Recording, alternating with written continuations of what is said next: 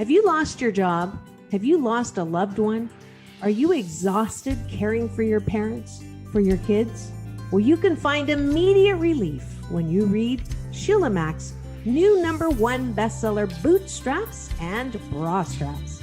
It contains the Boots formula to move from rock bottom back into action in any situation, especially right now. If life has knocked you down, pick yourself up with Bootstraps and Bra Straps. Get your copy at www.SheilaMac.com today.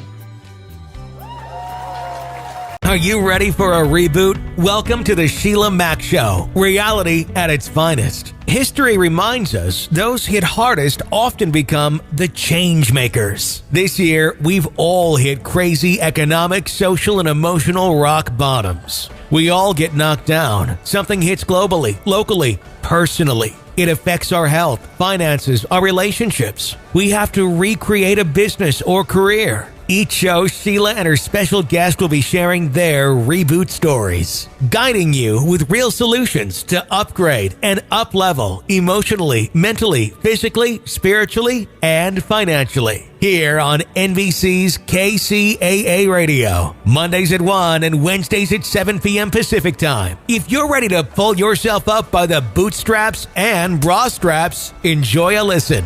Here's Sheila.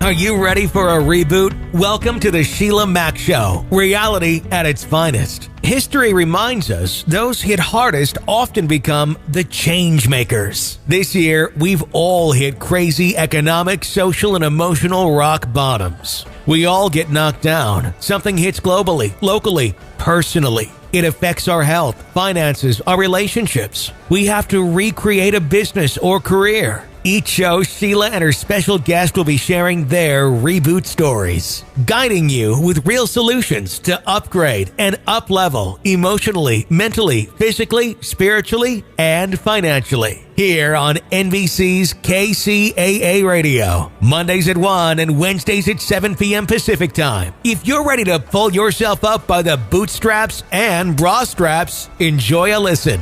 Here's Sheila.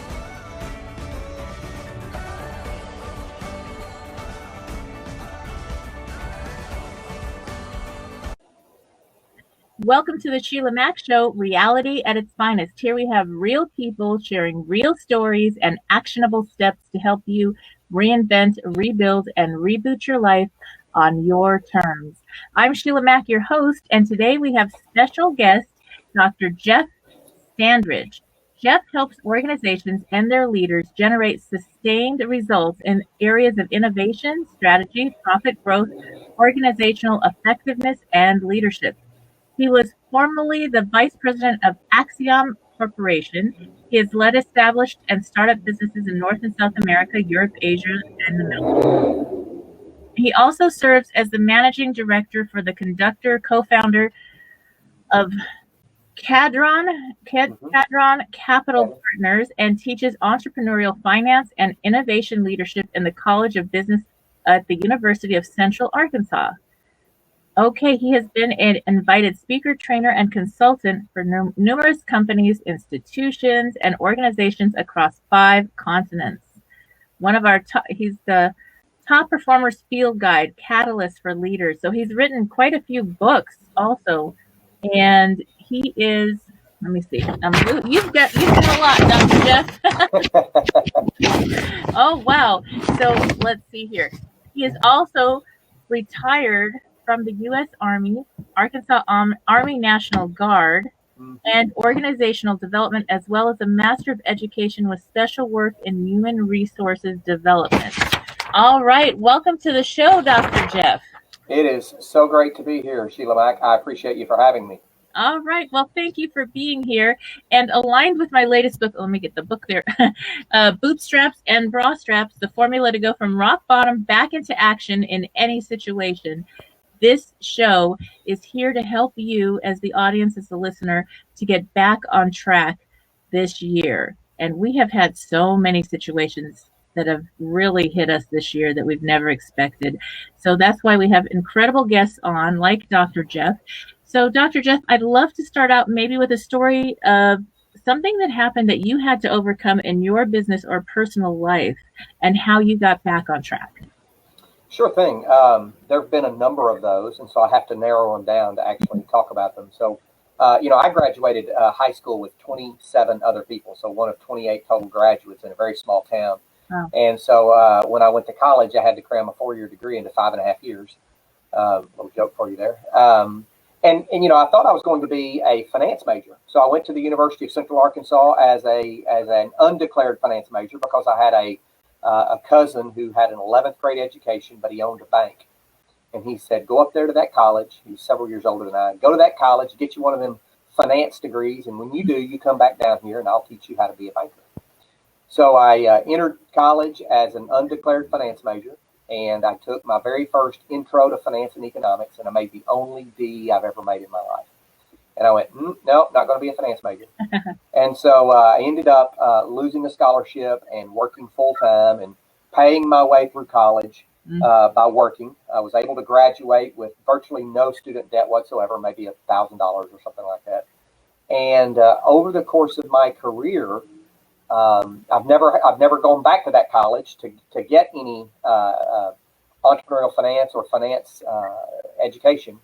But over the course of my career, I ended up starting a venture fund called Cadron Creek Capital and another one called Cadron Capital Partners. And 33 years later, that same College of Business at the University of Central Arkansas asked me if I would join their faculty as an adjunct professor of entrepreneurial finance to teach in that university. So, I kind of chalk that up as a success. They say failure's only failure if you quit. Otherwise, it's just feedback. Yes. And so I was able to take that. One more example I'll share with you. Right after I graduated college, I got married within 18 months or so, and I went back to my hometown and I bought the gas station and muffler shop that I had spent my entire junior high and high school career working at. Mm-hmm. And he was going to just close the doors. He'd had it for about 60 years. And so I bought that from him and thought that I could live remotely and have someone run my business for me. And I learned that no one will run your business like you will run your business. Exactly. And so I tried to work a job 2 hours away and then come home every couple of weeks and check on the business. And I ended up losing the business. Mm-hmm. And I had to spend the next 10 years writing a check to pay off the money that I had borrowed to purchase certain aspects of that business. And so once again, failure is only failure if you quit. I've continued through the years, used that as kind of my character builder, and really figured out that, if you take on the feedback of these temporary setbacks that you have and you use that to figure out how to adjust your approach one direction or the other, if you just persist, ultimately you'll be successful. If you persist and you listen. Yes, and I think that's the thing. If you're starting a business right now or just getting through school, the most important thing is to have patience. That's right. It's not going to happen overnight. There's That's right. Lots of learning curves to success, and things change in an instant, like when our pandemic hit this year and we had to course correct. And so it is something that the lessons that you learn from everything as you go through life help you for times when we have a surprise global situation or whatever's going on with the industry maybe that you're in. It's a global situation if it hits you at home or in your business, but right. In your own family, no matter what it is. And so it gives you the tools. All those learnings give us the tools to be able to make the right choices based on our past experiences. That's right. I spend my career now coaching and consulting. So I retired after what I would consider a pretty successful career of starting and launching and acquiring businesses all over the world for the company for whom I worked, and retired about 4 years ago on my 50th birthday to start the Conductor, which is an entrepreneurial support organization. So I spend the vast majority of my time coaching, one-on-one coaching and consulting and mentoring to startup founders, aspiring entrepreneurs, small business owners, and what have you. And what I've learned is that the only thing required for innovation to occur is constraints. If there are no constraints, there's really no need to innovate. There's really no need to do anything differently. We're satisfied with the status quo. We keep doing things the way we've always been doing it. Well, in about March the 14th or March the 18th or whatever the date was, we had a massive constraint that was forced upon us. Yes. And certain industries, like the hospitality industries and the service care industries and what have you, they were literally shut down. Mm-hmm. So they had constraints that were forced upon them. I had one client that I had been working with for about a year prior to this. They had no debt. The majority of their business was wholesale and walk-ins. And we worked with them to get them an e-commerce back end set up. Mm-hmm. And over the course of the next 3 months, from the time that COVID hit and the economic shutdown started, they were down 100% in the walk-in business. They were down 70% in their wholesale business, but they were up 1,000% in their online ordering and shipping business. Nice. Because they had that avenue and people still wanted them. And we had to help them understand that, look, you're not being an ambulance chaser by taking advantage. If you had a product or service that was useful to people before COVID, right, you have a product or service that's useful to people during and after COVID. So figure out a way to serve their needs. Mm-hmm. Yes, and a lot of people have had to course correct, whether they're running a business or working for a business. I think Right. It's how you show up that's going to make all the difference. And if you're somebody listening in and maybe you have a goal of doing one thing or another, like you ended up reinventing your life a few times, it sounds like, over the I did. and so we get to reinvent our life, and now's a good time to do that. Maybe you did get laid off, or your hours are shortened right now, and that could be happening. And now is a great time to start looking into your own business or working with another company that's really aligned with your what makes you happy. You know, that's a great point. Yeah, you know, I like to talk about economic development. So I work in my community with I'm on the board of an economic development group called the Conway Development Corporation. So that board works to recruit industry from other geographies to locate here so that we can increase the workforce and increase the number of jobs here. And that's an important part of economic development. But where I spend my day job every day is in what I call economic empowerment. And that is helping people create a dollar where a dollar didn't exist. Taking their ideas and turning those into businesses that are not just fledgling businesses, that are thriving businesses. And I can't tell you how delighted I am to do that kind of work. You know, I had a single mother who lost her job a couple of years ago. She had a corporate job, a sales job. It was a decent job. She had 4 kids. And she came and sat down with me and said, my mom told me I needed to quit feeling sorry for myself. I need to get out and start figuring out how to make a living. So I've been cleaning some houses, but I want to get into commercial cleaning.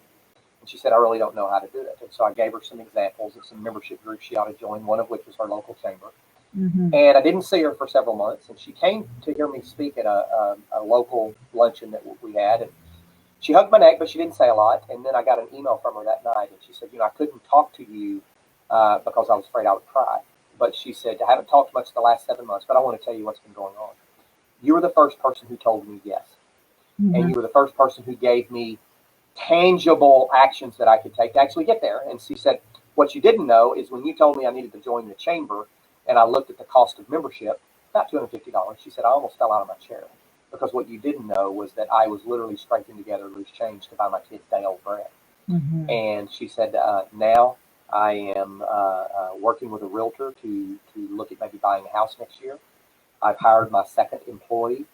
I did what you said, and she went on to become president of the Young Professionals Organization for our community of about 75,000. Mm-hmm. And she became Minority Businesswoman of the Year the following year. And I sat down with her just before COVID, and she has 10 employees. And her revenue goal for this year was not insubstantial. It was fantastic. Now, of course, she's hit COVID and she's figured out a way to work in COVID to actually add some services, to do some disinfecting and what. So she's had to even innovate in her job, but she's doing great right now. She's doing better than she's ever done. And you know, she was faced with the constraints of losing her job, and she had to pivot and do something different. Yes. So it sounds like losing her job was the best gift ever. It was, yeah. At least down the road. It didn't seem like it at the time, but she's just doing fantastic now. She's all over the place. You see her everywhere. You see her on billboards. You see her in her wrapped cars going down the street. She's just doing a great job and building a great company. I love that. That is incredible, and that's what I think that's the gift. When we find the gift in these tough situations like this year, we're able to reinvent, course correct, and rebuild our business. And this time we can do it on our terms. It That's right. may be that things weren't aligned or something needed correction. We just didn't have time, to really do it, or the need. That's right. And one of the other things that I think people tend to separate, and I see this a lot of times, is we really need to have our financial house in order. Mm-hmm. And there's some basic principles there, right? Of paying down debt and not using your credit cards to buy expendable items, and trying not to go into debt over and above your house payment and maybe an automobile payment, and ultimately working to try to get those paid off as quickly as possible. Building a cash reserve of 3 to 6 months of living expenses, because you never know when you're going to lose that job, right? And you need to do something in order to pay the bills while you're trying to get your legs back under you. The statistics out there say that 2/3 of Americans live paycheck to paycheck. They can't miss one paycheck without going into debt, and that 80% of Americans can't incur a $700 unplanned expense without using debt to cover that expense. And so many of those people own businesses today. And so while the average business owner has about 27 days of cash on hand, meaning that they could close their business for 27 days and still pay the bills, I saw that's the average. I saw people that were far below that. Within 3 to 5 days, they were in dire straits, wondering how they were going to pay their bills. And so figuring out how to manage those personal finances and those business expenses doesn't require an accounting degree. There's some basic principles there that's very, very important. Yes. And, I started my first business at 23. I started a gift store. I rented out a 5,000 square foot gift store in California, $1 a square foot, $5,000 a month. I negotiated 6 months rent, because when you're 23, 6 months sounds like 6 years. It does. It does. And when you're 53, it sounds like a whole lot less than that. Exactly. And so I started this store, and I didn't know what the heck I was doing, but I knew how to buy the products and negotiate and get deals. I would buy things at the shows for 75% off, and literally carry it in and see what sells. And if it didn't look like it fit in the nice area, that stuff went to the swap meet, and I would keep it, and then I would reorder what sold. And I learned so much. It's a learning curve. And one of the things, I'm so grateful for that. I mean, one of the things I learned right away was there's this thing called business credit. There was people that owned businesses that were using their they would mortgage their home to pay for their business. And their business sometimes went out. That's right. And so I learned about this business credit. I had a corporation. I incorporated for safety, for legal purposes. Somebody could fall, whatever. They said it was better. So okay, I'll do it. I didn't know. And somebody gave me good advice, I guess. And I got business credit. So they would give me net 90 up to net 120. That means I wouldn't have to pay back for 90 to 120 days. By the time I was 25, I bought my next building. Forget leasing. I ended up buying 4 buildings in California. They're very expensive. Wow. Yeah. All through the gift store. Mm-hmm. It was heart-based. So I had kids from foster care, and the government worked with me, and I created a job training program for these young kids. They learned every aspect of running a gift store, and I wasn't that much older than them. Yeah. And so I had that, and then I had employees that were mostly ladies that had kids, and I had my own kids. And so I had a special big area in the back that was like a nursery area that was separate, and the park was across the street, and I hired 2 nannies to help, and they had flex time but no commission, because I needed the nannies anyway. And you were a social business before social businesses were cool. Huh? I was having a blast. See, because I didn't know. Nobody told me the rules, but then I learned about them. And so, like, I'm debt free now, and it's very important. I did use credit for me, of course. For the business, of course, but I was really careful about that, even at that young age. And it really helped. I was open with my employees. I had over 100 kids that went through the program that they have their own businesses today. That's how long ago it was now. That's great. Yeah. And so have fun with your business. If you're starting a business, give it heart. When it has the heart of, okay, it's going to help something that you care about. I cared about those kids. That's right. And so I think I was blessed so much with having incredible clients and being able to buy the buildings. Now later I got my real estate license because all the other store owners were like, hold it, you bought the building? How do I do that? Because the mortgage payment in most areas, unless you're like Beverly Hills or New York or something, many areas, it's almost the same, and you can own the property, which is your exit strategy, where the whole business shifts. You're able to have something to cash out on, and that made a big difference for me. Well, you also hit on something else, and you said heart. I like to teach my entrepreneurs and my coaching clients and my family members. Everyone has a calling.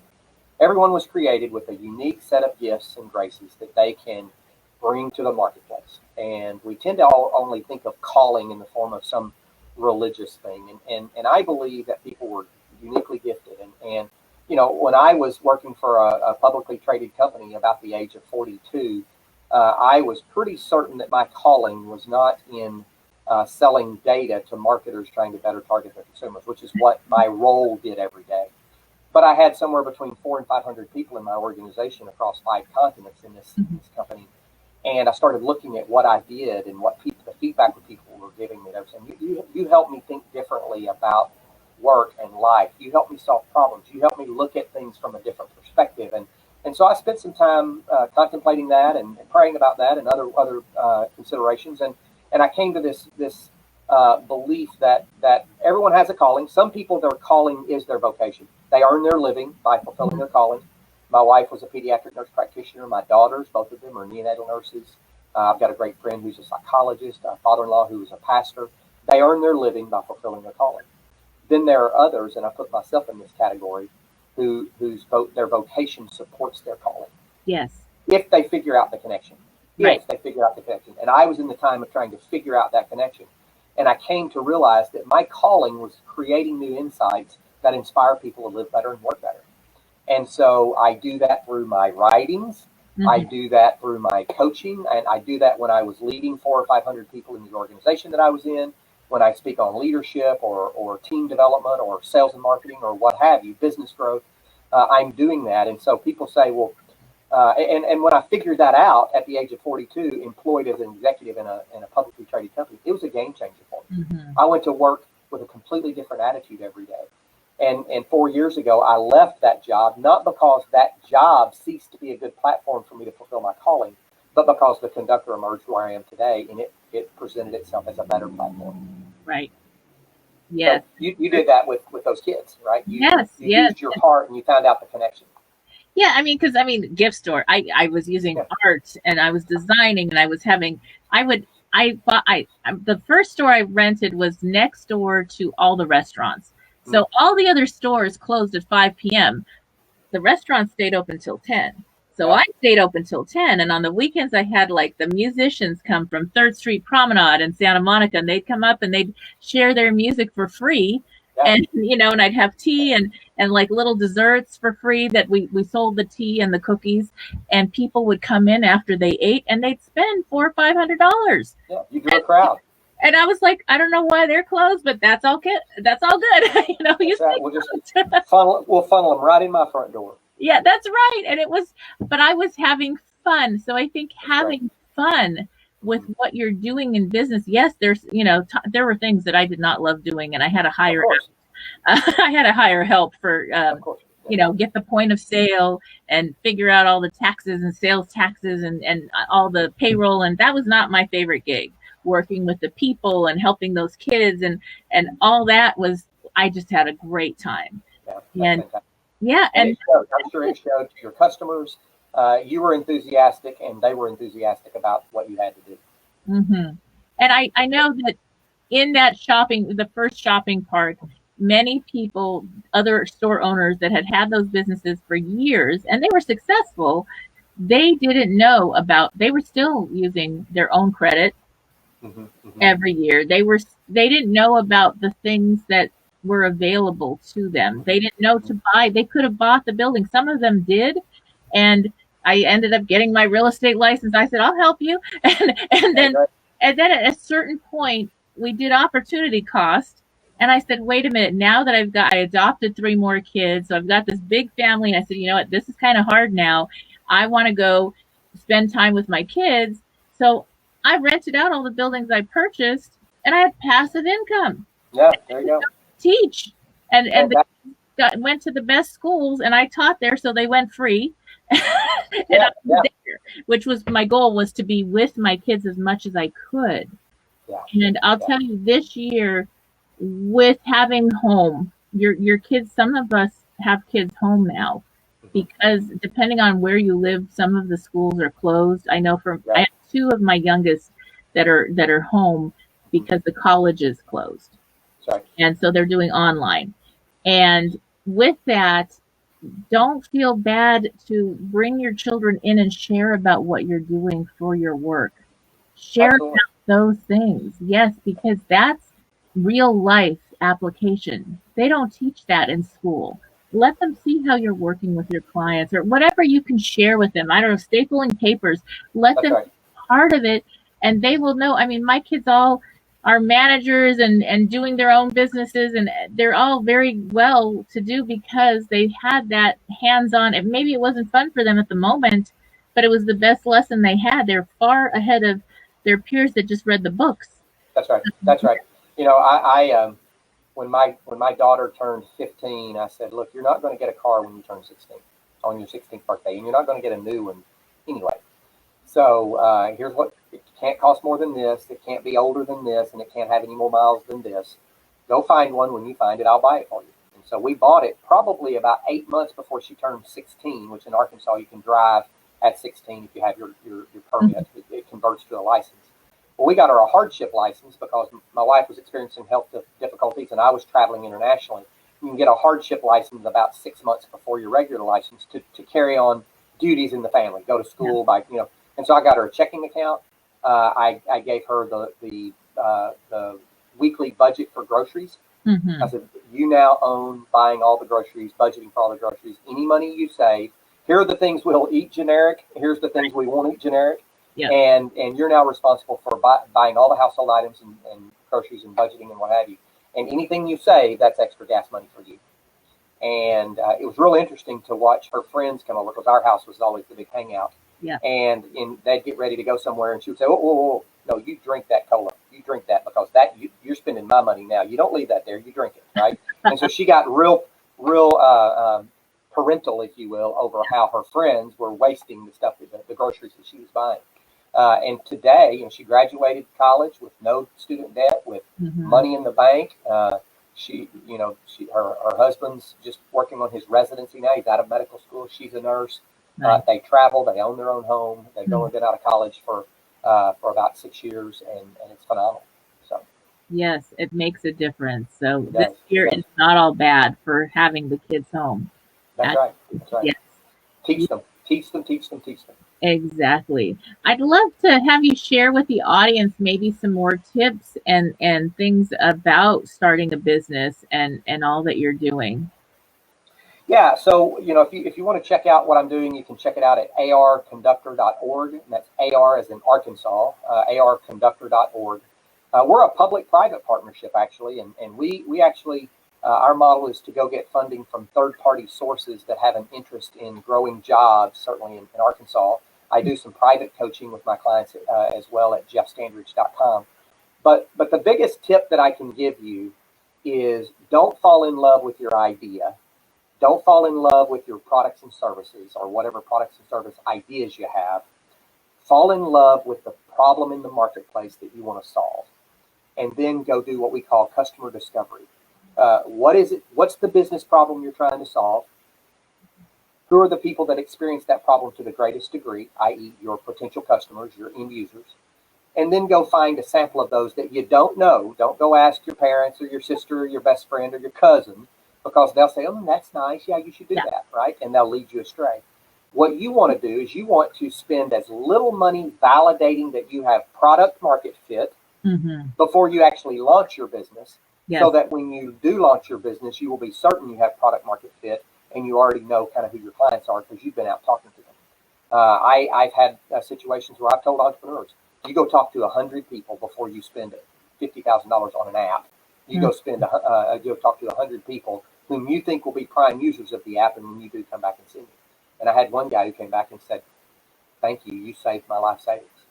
Yes. He's only going to charge $1.99 a month. And he said not one person of the 50 he talked to, he didn't talk to 100, he only talked to 50, but after 50 in a row said, no, I wouldn't pay $1.99 a month for that app. He decided he didn't need to talk to the next 50. He's going to save his money. Yes. So make sure you have product marketing. Know who your customers are. Know what business problem you're trying to solve, and then go talk to those potential customers to find out if they experience the problem and if they would pay to have it solved. If they wouldn't pay to have it solved, it's not really a problem. It's just a nuisance. And they'll complain about a nuisance, but they won't separate themselves from their money for a solution. That's so true. I remember my house burnt down. I lost my car, my cat, and my house in this California Ventura fire in 2017. And I thought, I want to write this book. And and so I did the cover. I designed the cover and I started sharing about it. I had, 200 people on my mailing list wanting to get the book, and I started sharing about it more. And I'm still writing the rough draft. And I got into the right room volunteering with someone, and in that room was a publisher. And he was like, oh, you've got something. I want to work with you. And then it took about a year to write the book and get it out. It got to bestseller and all that. And so it was one of those things that was my test. Let me see, is this exact? I feel like it's right. I feel very guided to write this to help other people. But it was that. And then once you get it to the place where you want it, the business, the book, whatever it is, the brand, then you'll find that the right people will show up. You start sharing about it and they'll send you to the right people. You'll get, what you need. The Small Business Association, SBA, is really a great guide for when you're first starting your business. And there's so many different ways to get help online now. It's really important to do your homework before time, because you will save thousands of dollars. And, sometimes you can't afford those kind of mistakes. So it makes a big difference, definitely. That's right. Yeah, you're exactly right. So that's probably the single greatest recommendation. One other one that I always give is don't hire people you can't fire. We all want to work with our brothers and sisters and cousins and parents and others, but the moment they become employees, you change the nature of the relationship forever. And I had a situation where I did that. I hired somebody who had watched me grow up. You mentioned in my bio that I'm retired from the Army National Guard, and this gentleman was 15 years older than I, and I joined when I was 17, and he was in his mid 30s when I joined, or early 30s, and so he watched me grow up. Fast forward a few years, the company where I was working, he was a superintendent of a school system, and I hired him to come to work for me, and he didn't really fit into that role, and so I moved him around, and I couldn't fire him. He was a mentor to me. He was almost like a father figure, at least an older brother figure, a very close friend, and so I moved him around, and I couldn't fire him. And so I took a transfer, not to get away from him, but I got transferred to the UK for 18 months, and I left him there for someone else to manage. And they did not have the emotional tie to him that I did, and they let him go. And we never got the chance to really reconcile the relationship before he passed away. So, don't hire people you can't fire, and set the expectation on the front. If you're adamant about going into business with a friend or a cousin or a family member or what have you, set the expectation on the front end that you're going to coach them, that you're going to give them feedback, and that you're going to some degree, be responsible for what they do and they don't do. And that they need to understand that coming to work for you is submitting to your authority. And if they can't do that, it's probably better that you just remain family members and friends versus employers and employees.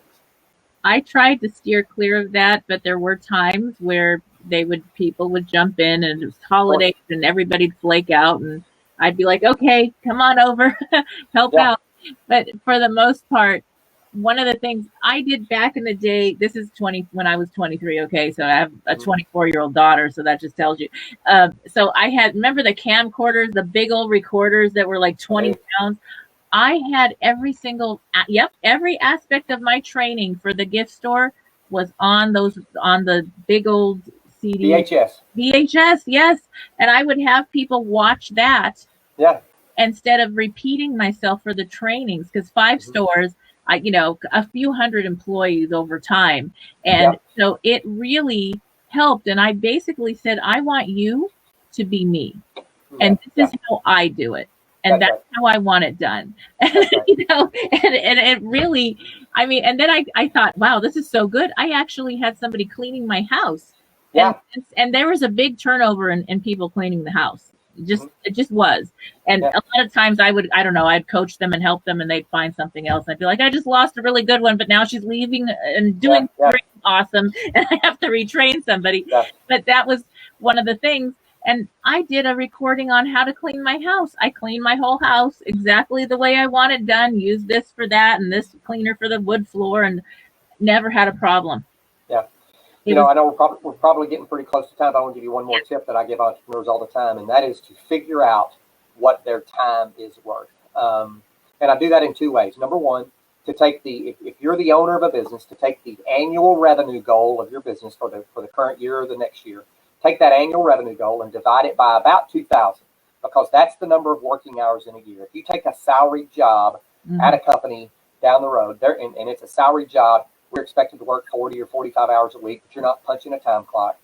They're going to assign about 2,080 hours to you in the system. 2,000 is easier to calculate. I call this the 5,500 rule. Most people come to me and they say, I want to earn $1 million in my business. I want my business to earn $1 million. Well, divide that by 2,000. You're worth $500 an hour to that business.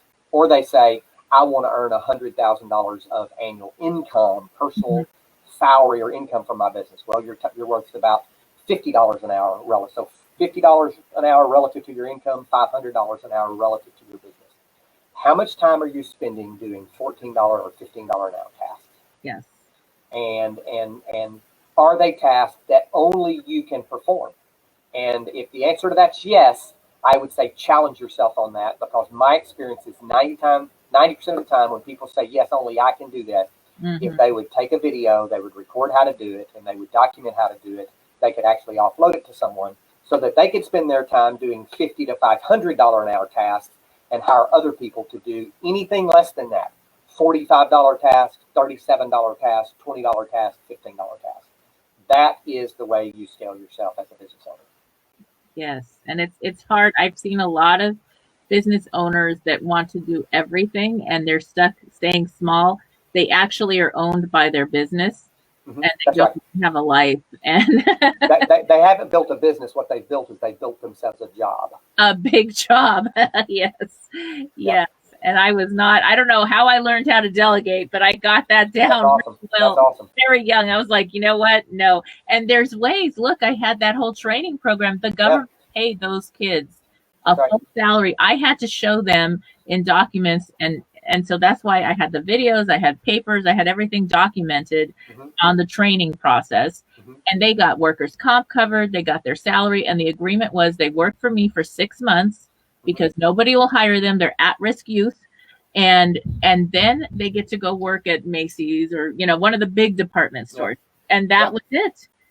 And so you find a way. There's always a way to creatively get help or exchange, figure something out, especially now. That's right. So, yes. I agree. Yes. Well, I appreciate you having me. This is fantastic. Yes. Okay. Can you share one more time, maybe your book or how they can get to your website and everything? So the Innovators Field Guide, let me pull it back here like that. Accelerators for Entrepreneurs, Innovators, and Change Agents by Jeff Standridge. Or the Top Performers Field Guide, Catalyst for Leaders, Superstars, and all who aspire to be. The easiest way to get them is to go to jeffstandridge.com and click on Buy the Books. jeffstandridge.com, Buy the Books. And they can also find me on LinkedIn and everywhere else that use social media. All right. All right. Well, thank you so much again for being a guest on the show. And we will be back after this break. All right. Thank you, Sheila. I appreciate you. Have a good one. Bye-bye. Yes, bye-bye. If you are just tuning in, this is the Sheila Mack Show, reality at its finest. Here we have real people sharing real stories and actionable steps to help you reinvent, rebuild, and reboot your business and personal life on your terms. I'm your host, Sheila Mack, and today we had discussed a lot about career choices. And so I'd love to share with you a brief portion of the chapter on careers from my new best-selling book, Bootstraps and Bra Straps, The Formula to Go from Rock Bottom back into action in any situation. And this year we have had so many situations. This is a great holiday book to share with family and friends. And also, it is my birthday month. I was born on a Thanksgiving Day years ago, and my birthday is showing up on Thanksgiving again this year. So grab a copy, and I will be donating a copy or course for each book or course sold to women in shelters across the U.S. So now take a listen for on my books and courses to women in shelters across the United States and in Canada. So I hope you can contribute and enjoy a good read or listen. Okay, now stay tuned for a brief excerpt on the chapter from On Careers.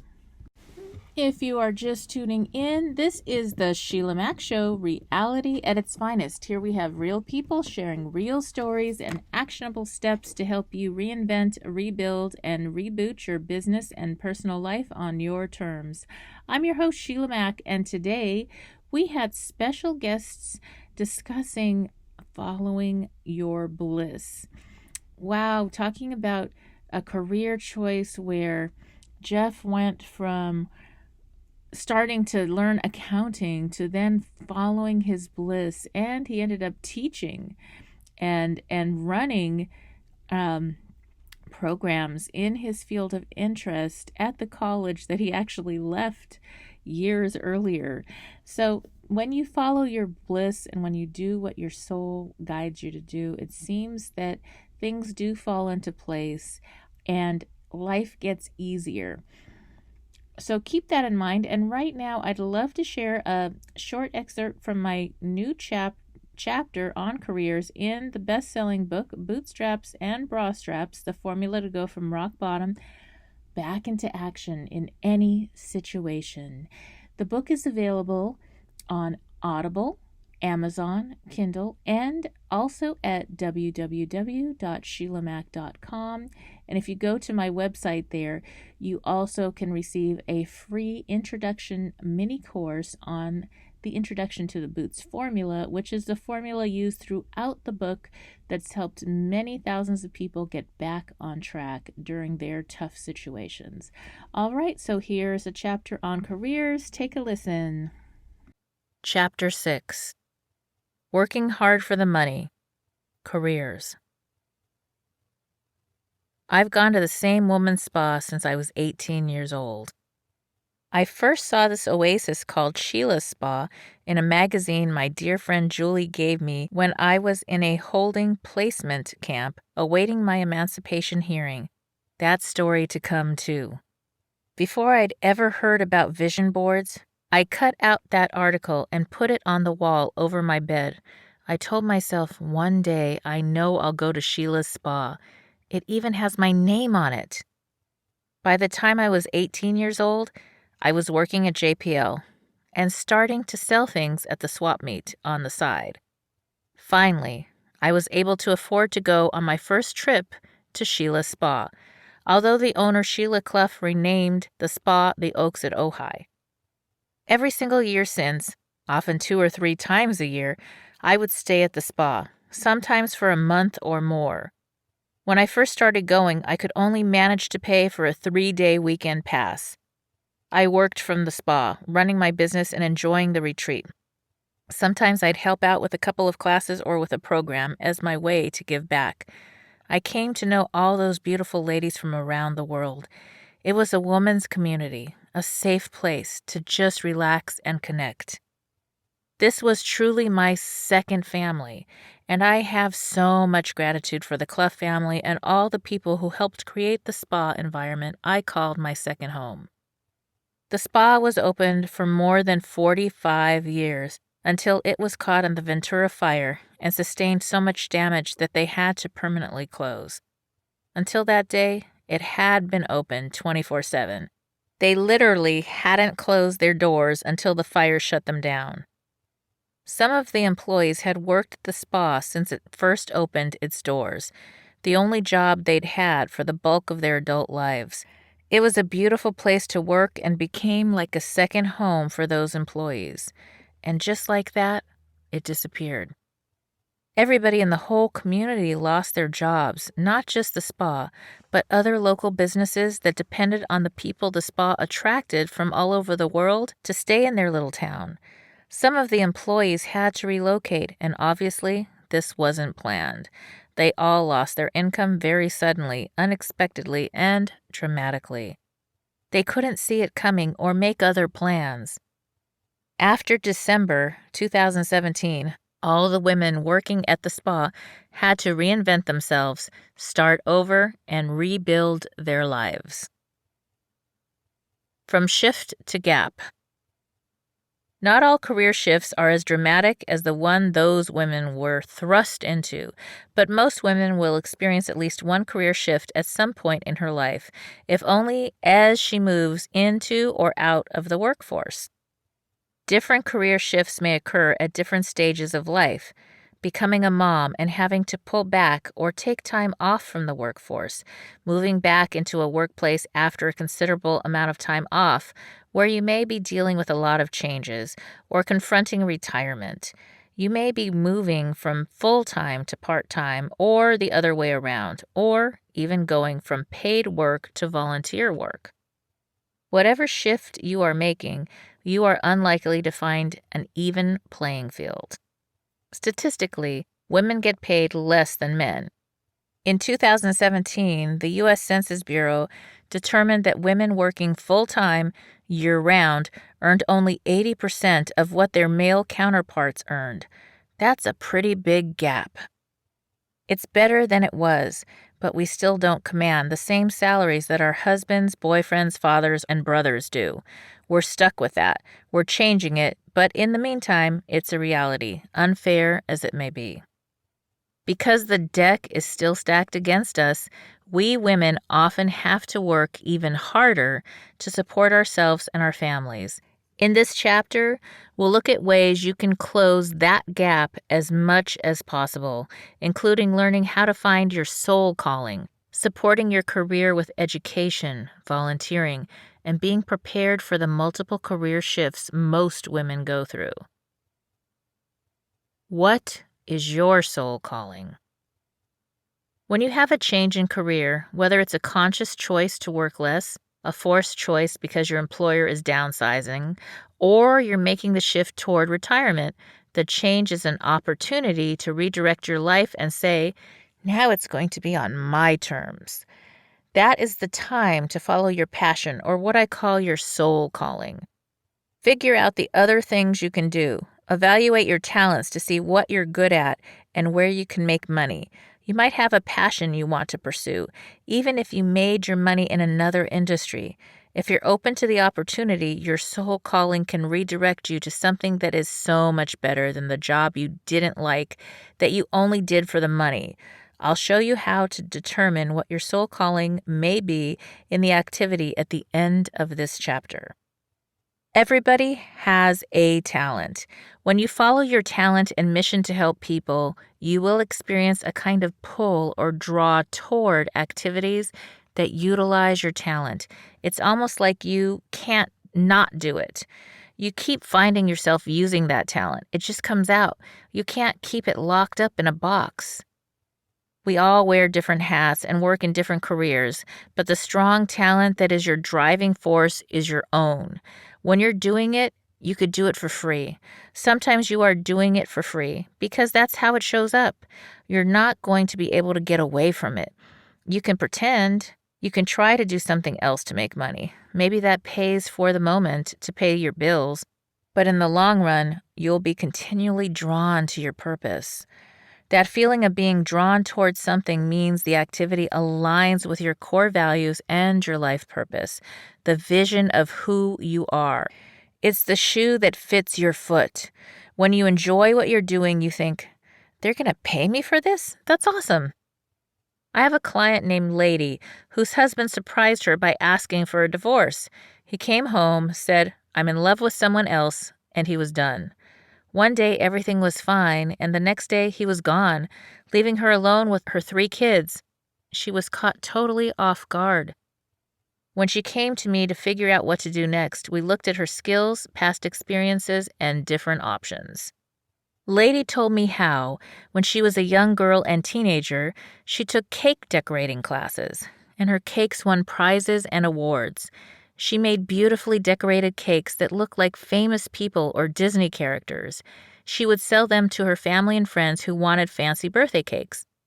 Sometimes Lady would bake these cakes for free and give them as gifts for the holidays because baking is her passion. Now that's what she does for a living.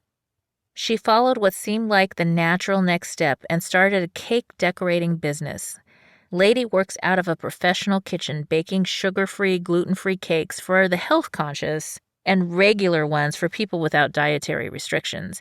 And the sugar-free ones cost even more than the regular ones. She's super happy, but she had to be resourceful and go back to her own skills. She probably wouldn't do so well designing a house, for example, but she can decorate a cake. After the divorce, Lady didn't have the option of not working. She had kids to take care of and bills to pay. Now she's blessed with being able to finally live her passion. She was able to take back some of her power, to make a choice about what she does instead of letting that situation dictate how her life was going to go. She's in charge of what her career looks like. Back to school.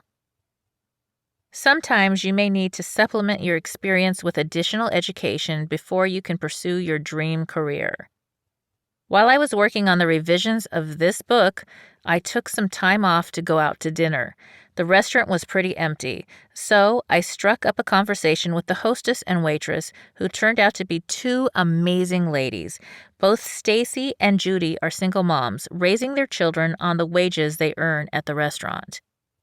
Stacy confided that she had her first child when she was a child herself, at the young age of 16. She never graduated high school. Now at 48, she's a mother and grandmother, working 2 jobs and dreaming of someday earning a college degree somehow. When Stacy took her break, we got out a piece of paper and worked through the BOOTS formula. Thanks to raising kids and helping out in school offices for many years, I had some really good news for Stacy. Just because she dropped out of high school didn't mean she had to start all over in order to get a college degree and find her dream job. The best route for anyone in this situation is to go to the local community college. The counselor there can walk you through ways to take college courses or college-level examination program CLEP tests, which allow you to take exams to earn college credits. They may even be able to help you get both your general education and high school credits at the same time. Most colleges even offer free tutorial centers. It may take a few extra years to catch up, particularly if you can only go part-time while you're working, but each class is a step toward achieving your dreams.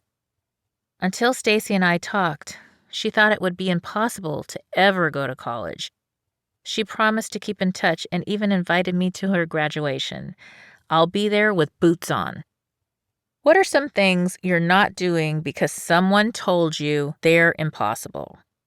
There are always ways around things, through things, or over things.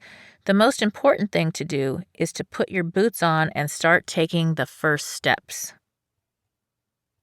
Back to school on a budget. But Sheila, you may be thinking, there's no way I can afford to go back to school, even if that education would help me make more money in the long run.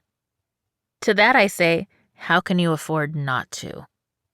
Judy, the other woman at the restaurant, overheard my conversation with Stacy and confessed she felt like it might be too late to become a flight attendant and travel the world, something she had been dreaming of since she was a little girl.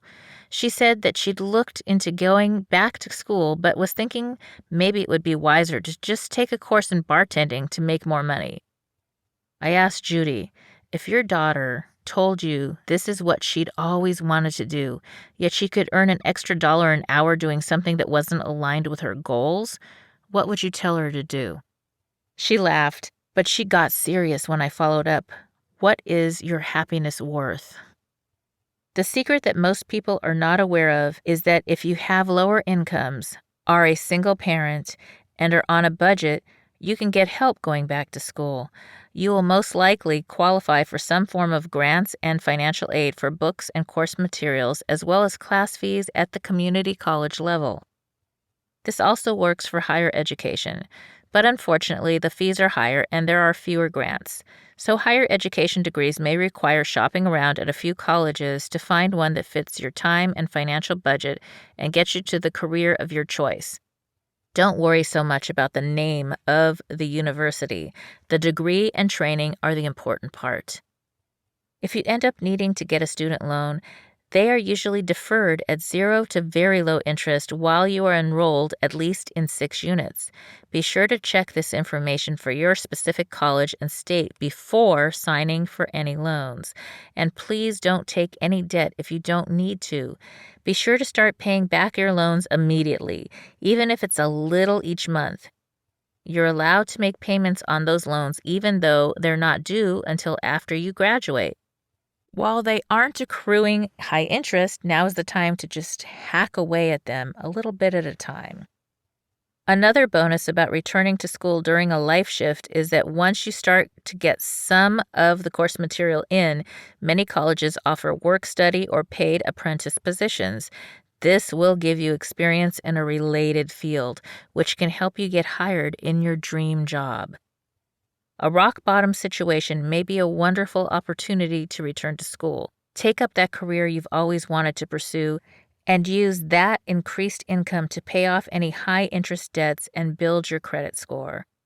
Then enjoy the gift of a new training and career, which may be the best part of whatever caused you to return to school. These days, entire industries can shift in an instant, so going back to school at any age is not uncommon. Feel free to use this affirmation that I shared with Judy before promising to attend her graduation from flight attendant school someday as well. I am a lifelong learner and a wisdom earner. Volunteering. Sometimes our career shifts start as unpaid opportunities. When considering what you want to do next, you might want to think of what you'd be happy doing without even getting paid. And then go do that. Get started volunteering. If you really want to work with animals, that might mean volunteering at the animal shelter. If you want to write, you might volunteer to write for a nonprofit. You're going to do that, and the people who may be able to give you a position in the career that you love will see you. When you're out there giving back in contribution, they see how you connect with everybody and think, I need someone like that. I wonder if she'd be interested in a job. The next thing you know, you're doing what you want to do. They'll see that you're not even getting paid to do this little part-time gig and understand that it's something you would love to do even if they paid you nothing. But you're never going to get that opportunity if you're just sitting and doing the job that doesn't fit and then going home and feeling sorry about it. Instead, focus on what you truly want to be doing, what you love and care about and are good at, no matter how much or if it pays. The jobs I told you about in the introduction, working for JPL and the phone company while I was building up my stores, were the last time I applied for a job. That's not to say I haven't worked, though. I was given positions I never applied for because I volunteered first and they saw who I am. The next thing you know, I got the position. I've received great opportunities that led to high-paid positions as a teacher and consultant because I volunteered. Again, this is the Sheila Mack Show, reality at its finest, and I'm giving you some homework. Grab a copy of my latest book, Bootstraps and Bra Straps, the formula to go from rock bottom back into action in any situation. That's right. If life has knocked you down, get ready to pick yourself back up and give your problems the boot. I look forward to hear about your read, and we'll see you next time. You may get a copy of Bootstraps and Bra Straps on Amazon, Audible, and Kindle, as well as at www.sheilamac.com.